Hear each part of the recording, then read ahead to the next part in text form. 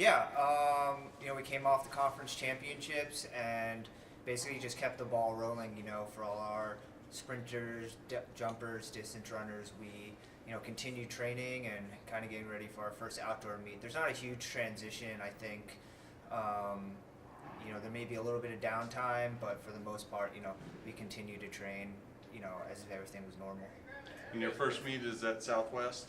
Sorry, Gary, my apologies. First meet's at Southwest. What are expectations for that meet? We'll have about a month off or so. I think it'll be about 4 weeks since our last competition, so it'll be a good time to kind of shake off the rust and get the adrenaline flowing of being in actual race situations and putting the spikes back on and kind of just getting ready to start the season. Have you guys been able to get outside and practice? I know there's still snow on the ground, but have you been able to kind of start getting out and getting acclimated and all that? So 2 weeks ago, I think the weather was in the upper 30, mid to upper 30s, and so our distance kids got outside. I don't think our throwers or sprinters have gone out, but our distance kids were able to get most of their runs outside, get all our workouts outside, and then obviously the snowstorm hit last week. So we were kind of forced to come back inside as an entire team. But I think one thing that we do have to our advantage is obviously we have the track here, both upstairs and downstairs, and then the bubble has been a tremendous resource for us to still get in some quality work and not have to brave, the elements. Who do you have the highest expectations for this outdoor season?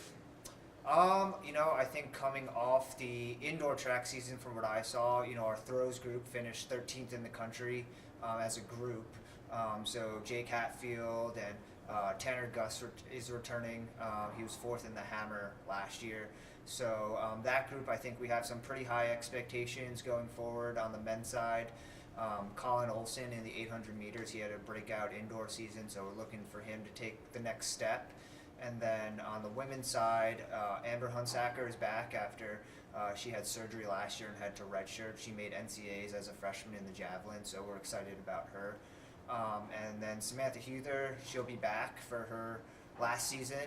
She's been on the podium 2 times, I believe, for the steeplechase. So we're excited to have her hopefully end her career on a high note and get on the podium and potentially make a run at qualifying for nationals. Is that first outdoor meet always a breath of fresh air, I suppose? Maybe it's the unofficial start of spring, I don't know, just getting out there. Oh, definitely. Yeah, no, definitely. I think, you've been inside, especially with the weather hasn't been great the last 10 days.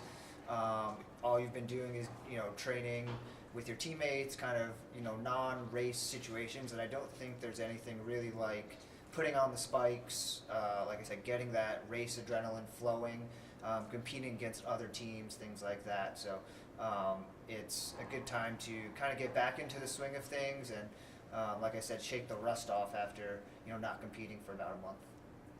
You mentioned adding Samantha in the steeplechase. Are there events in the spring that, your team, you'll see additional athletes out for, or does it spring outdoor events make your team stronger in any way? Yeah, I think we lose the distance medley at the conference meet. You don't have that at the outdoor meet. So you lose, some relay events that you don't necessarily have at the outdoor championships. But we adding someone like Sam, Andrea, and Ashley Franco are coming out from the soccer team, so they'll be an added addition for us in the distance events. From the throw side, we have the javelin, which we don't have indoors. You just have the weight throw and the shot put. So we'll add the hammer throw, javelin, still have the shot put. You don't. The hammer kind of replaces the weight. So I think that definitely helps us. More opportunities to score points, to finish higher in the team standings. So I'm excited to see where the group goes.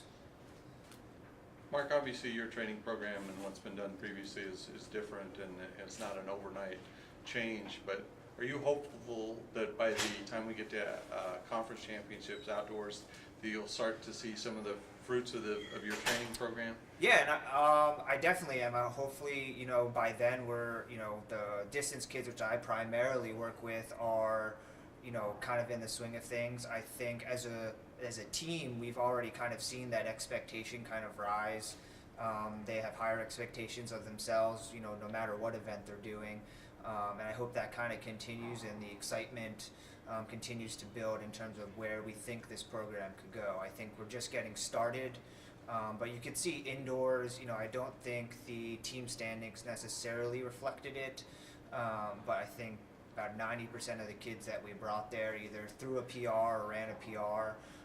And at the end of the day, when you go to something like the conference championships, I think that's all you can ask for, is to go there and, to run as fast as you ever have in your entire life or throw as far as you ever had in your entire life. The coaching staff as a whole, there's not much more we can ask for.